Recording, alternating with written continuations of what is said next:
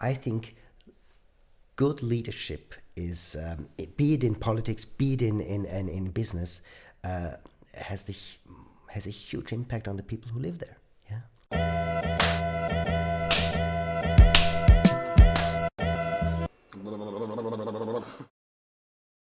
I started my first online course, Innovation for Growth, to help clients, alumni, get the basic knowledge of how do you start an innovation project, Yes. and how do you grow that to a change movement, Yes. and how do you lead and sustain it over a period of time, Yes. so that it grows by itself. Yeah.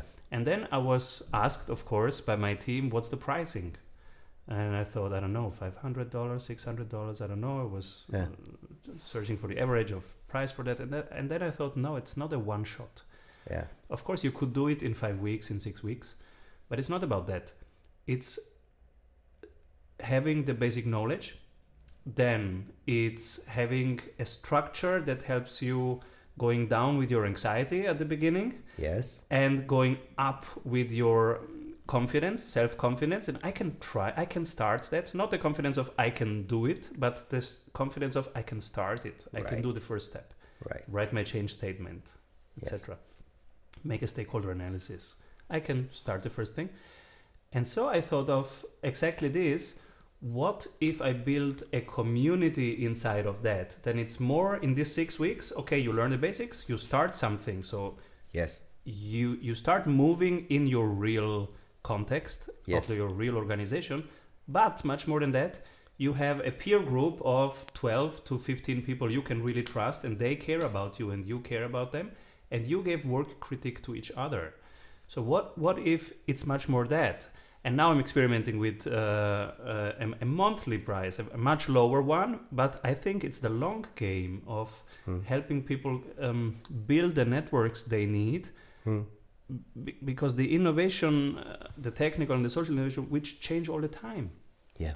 So you start something now, but in 2 years you have a very different situation, but you still have your 12 peers you can trust and you care about them. Yes. And you can call them up and say, how do you do that? We had this concept of the dynamic mindset of Carol Dweck already. Yes, it's this dynamic mindset that you say, I change my tribe from time to time, I change the people I work with, but whatever we generate adds up to my brand, to my personal knowledge, to my skillfulness. And when we talked, I realized, we only talk for a certain space on this planet. We talk about this Western world where our children have different opportunities. There is some wealth. Their parents did study, they sometimes or had another good career without studying, and we do look for purpose, mastery, and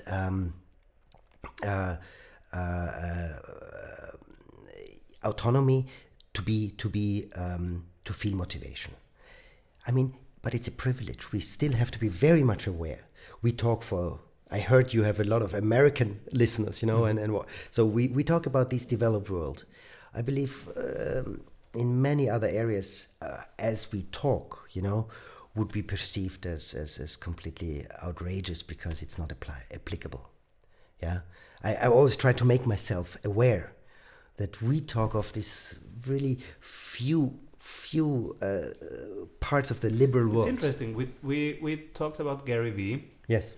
Who is now in a very privileged position, but his history is a history of an immigrant with a very small family business, which was not going that well and needed to be reinvented for the new world of the digital.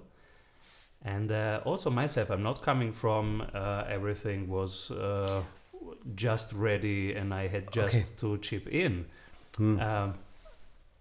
If I think of the generations before us, we come from a rural family which had to build everything, and when it was built, then came this period of recession, where my grandfather had to leave his country and to work in another country and to send the dollars back in. So, and my father was the first one in our family to study. So he went to another city. He studied, and now I'm following up, and I studied. But my two boys, Yeah. I don't think they can just continue this linear path of just studying and everything will be good. I think maybe YouTube will be much more relevant to my both kids in learning skills and such online courses with communities inside of them, or maybe academic programs, but only if they have a good network. Yeah. And there's a social interaction that is relevant. Yes. Because what would be the role of universities and of knowledge? Yeah. See, let's make. I mean, I understand what he said. It's not about the social level. It's not about, or what your parents have done, and that you can grow out of, of when you're a gifted person, out of everything, in a very good way. No, the thing was where you are, the location in the world where you have born makes quite some difference. Still, I'm pretty sure that the concept that there's special points at special locations when financial means, when academia, when resources come together. That's we are here in Vienna. Vienna in the 19th century was the hub of the world because many things came together. It is important where you live and where you're born and where you grow up. And it's just my part of my gratefulness and mindfulness trainings every day that I know very much. How lucky I am that I've grown up in Austria. This was only. I've just read the biography of Trevor Noah, who was born in South Africa. Yes. You know this. I know this guy. I mean, I love him. Yes. Born crime. Yes. Beautiful. And and how his journey went, and now he has the Daily Show. And the Daily Show is hilarious, and he's a really cool guy, and he lives in America, and he lives in New York, I believe. Yeah. So you go to the places where you have an opportunity. So creating these places where more people have opportunity without having to take a risky migration journey onto their back is good leadership. The good leadership at the places, the political leadership, the business leadership, and the NGO leadership at places where people live right now.